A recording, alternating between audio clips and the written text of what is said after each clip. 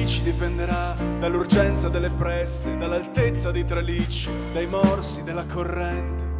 Quale mano fermerà la precisione della lama? E chi ci accoglierà con mani sulle spalle? Accomodatevi, ecco la nuova fabbrica. Fermatevi alla mensa, che tempo ce n'è.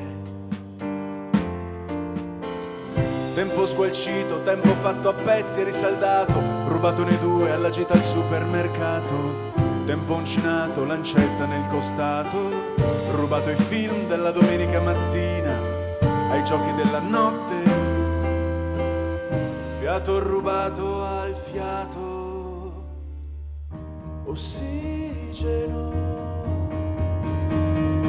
ossigeno.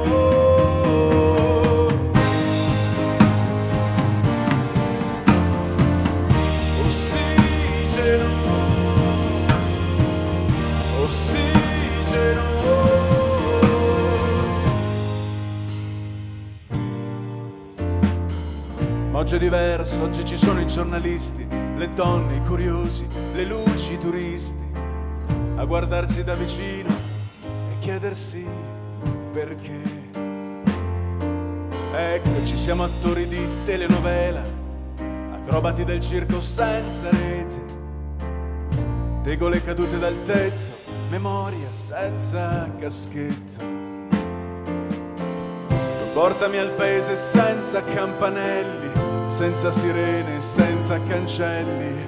Prendimi quando cado, riportami su, in un paese che non sia truccato, che non sia in ostaggio, che abbia più fiato. Ossigeno, ossigeno.